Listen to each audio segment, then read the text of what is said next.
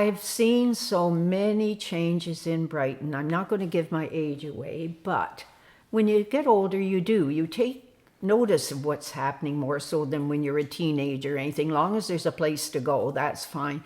But especially along the main street, where Sobeys parking lot is, that used to be 4 apartments up above and 4 businesses down below, and it was called the Proctor Block, which has to do with the Proctor House. And the last lady to live in the old Proctor House up in the hill, and she used to keep an apartment up there. And that's where she'd come for the winter because it was too cold to stay up in the house, and she only used the one side of it.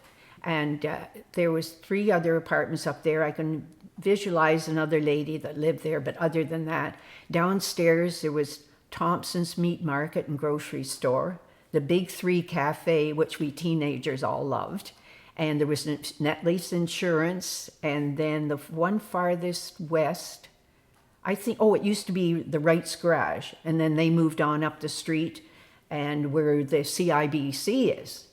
And that was the garage for the Wrights for quite some time.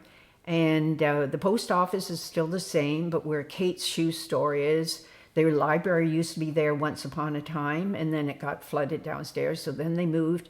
And on the other side, when I was a kid, we'd walk along where we call it the Grand Block, where the Barrett Stationery, and you go on up to the bowling alley. That was open. There'd been fire, and they had just billboards, and we'd always peer down in to see what was in there. And then finally, Mr. Graham, he had the hardware store here in Brighton on down the street. He built that block and then put his hardware there, and the bowling alley, and it's changed hands over. It used to be a Chinese restaurant, but it just keeps changing along there, where I think maybe it'll settle now. The Ontario, or the Hydro, used to be up the street a ways. Where the Clan shop is, that was always a ladies' shop. The Thompson Block at the very end, where you go down Division Street, that's been the same. The grandfather was there, and Dan's father, and now he's there. And where the bookstore is, that was a drugstore at one point in time, years ago, Downs Drugstore. And they're over where you have Mrs. B's. That used to be Patnick's years and years ago. You go on down, there used to be a grocery store. There was a theater. We had home theater, which operated for years and changed movies twice a week, $2.50 to get in. And then that went by the way once TV took over. Where Rosie's is, that was part of the hotel where my friend Suzanne would go with her dad for lunch.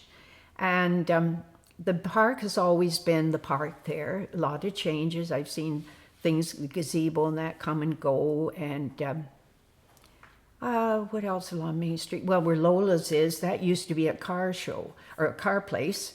And they had cars in their GMs. And then at the back, I guess they changed oil and gas and that, where now the beer store is.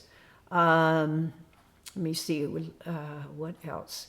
Well, we had a hurricane or a tornado here in 1973, and we had beautiful trees along Main Street that just met like over the top, and it was just gorgeous. Well, that tornado came down through the hills, went down Main Street, a bit of on my street where I live, and then went over and took the roof off a house down by the where the community center is, and that's another place. There used to be racehorsing there.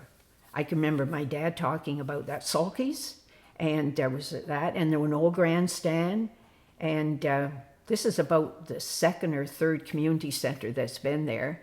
And with Applefest, they had Tommy Hunter and all those big people that came, And then over where you've got that little store there, a convenience store, which it is, that used to be a Sunoco garage station. That we had garages on there, and where the Royal Bank is, that was, what was the one that had the, Max Young had it, and it had the rose. What was that, white rose? Yes, white rose on that corner. So everywhere you went in Brighton, you could get gas.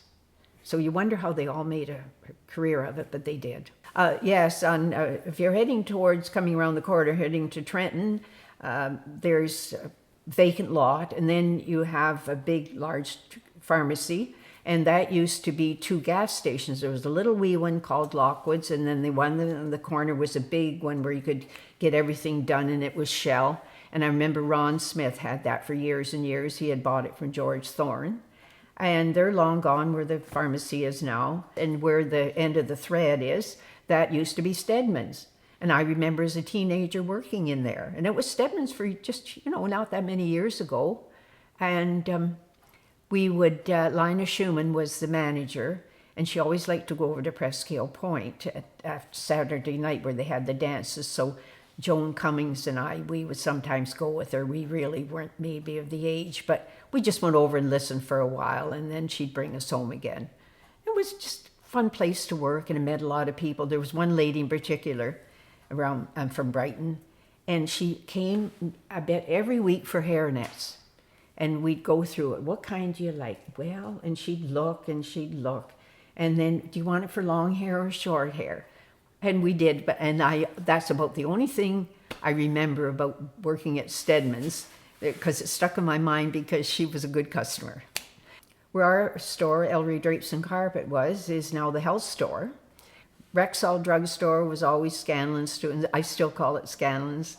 And you go around the corner, and that hasn't changed a bit. If you're going to turn the right around the corner, there's still a lawyer there, which has been there forever and a day. And the corner, there's a brick building there, and that used to be, years ago, it was, he was a chiropractor, and he had his business in there. Where Vito's restaurant is now, that used to be Spencer's Dairy. And they also attached there was lockers that you could keep your frozen foods. In those days, a lot of people didn't have freezers. And you'd go in, you had a padlock, and you had a number, and you would go in. If you had bought meat, it was all wrapped and put in there. And you go and just pick up what you want, and then away you go again. And they must have charged, but I was too young, I guess, to even think about, well, maybe teenager, I didn't care what the money was or that at that time, but it would have to be a charge, a rent that you would rent it by the season or whatever. But that was a real going concern, the dairy and that. And they delivered milk around town, door to door, years and years ago. I don't think we ever got it door to door. But yeah, we moved into town, when was it? But anyway, we lived way down Prince Edward Street. The house is long gone. And it was so much better. I could walk to school over the tracks. We were below the tracks. But and then after that, as I said, I went to business college. But Brighton really has changed. But a lot of the storefronts, you can still, if you walk along, like where Willow is, that's always seemed to have been used to be a bake shop years and years ago, but then it's been a dress shop for quite some time. This is the Brighton that I remember.